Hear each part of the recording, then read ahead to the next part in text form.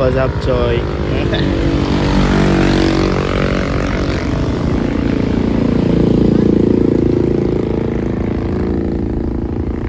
Uli na kong dragon. Og mao na itong mga Choy, niabot ra gyud ang adlaw nga mouli akong uyab. Makagool man pero okay ra, natural naman gid na sa mag-LDR god. Natural ra gid ni sa Choy, samot na nga eskwela akong uyab, padulong na sa second year college, pero mas okay ra man ang ingana god. Kimasabtan raman. So ani nga part dai Choy, og wala kong masayop, mao na mangguro ni sa pauslob kanang may dulhugo na gyud kaayo ba. Bali kani day akong pag muhatod sa akong uyab Choy, mura ra ni ga road trip.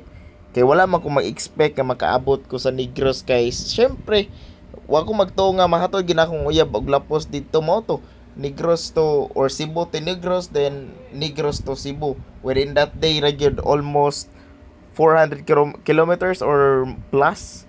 Pero tayo yung kapuya Choy, nakatulog na gani ko pagbiyahe sa motor. Na di malasan pa jud Choy, kay nitaligsik siya, so moto ni siguro may pasilong. Kay aron lagi dili mi mabasa moto. Sakto gyud kayo Choy, pagkataod-taod perti nang kusuga sa ulan og dugay pa gina ni undang. Tas kabalo na ka sa panahon ron Choy, perting dagko ang balod gyud, grabe. Mo nay usa sa nadlukan sa kang uyab. Maong ako gid sang nalapos og adto sa Negros. Dili man gud siya anad mo biyahe og kanang siyarang usa Choy, samot na og kanang layo o ganang balod. Mora ginayang kahadlukan Choy, mo ako na lang yung gikuyugan, tas mubalik ra ko ni gahapot nako dito sa ilaha. Partida Choy, naapa ni Daplin pero maglisod na ka og lakaw kay magkiling-kiling gyud maayo. Ani nga part Choy, medyo nagpaila na gyud kung unsa ka bangis ang kalikasan. Oy, nakatagalog man. O syempre, ma-feel ginino nga balod kay mismo kanang nilabay, galisod og agi. Tas while gabiyahe na mi Choy, ma-feel ginimo nga mukuro gid siya, mukiling gid siya, man akong uyab, naguba gid yang naong kay nahadlok. Bali, ang maximum nga biyahe ra gid aning lugar Choy is 30 minutes, pero wala ko kabalo nga nung naabot og 1 hour kapin. Kay mo ito wala siya ni straight gyud sa iyang linya, nagpalahi siya Choy. Kay tungod kung imo sang straight Choy, malamang mubalod gyud siya maayo, kay kiling magani kayo. Mao to nagpa kiling siya, burang nagsiga ni siya. Grabe kiling Choy. Di man ta kay sa balod, hangin lang gyud siya. Stop Choy, so karon kita na lang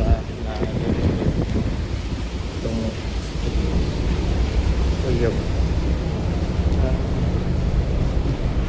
Ada si Arpos.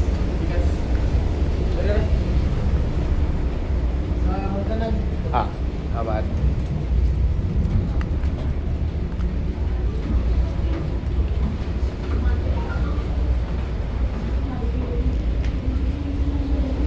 Diri nga part Choy, pabalik na day ko ani, wala na ko ka video paghatod sa akong uyab kay kaning kadali ta sa oras, kay mahadlok ta nga mas stranded.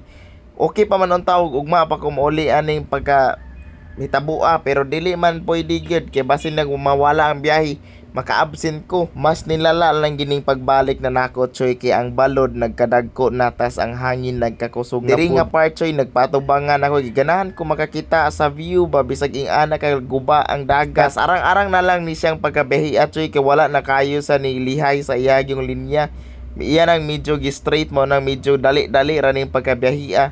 Pero tungod sa dagko nga balod, dili gid siya kayo magkusog ang dagan ba, natural ra gyud. Maong kudos pod sa mga tawag o si tawag aning mga driver o kuan ay mga captain or kapitan ba na, basta mauna. Kudos ninyo nga always pod ninyong gi priority ang mga pasahero, og siyempre pasalamat po tas Ginoo nga sa tong matag biyahe safety po ta niya.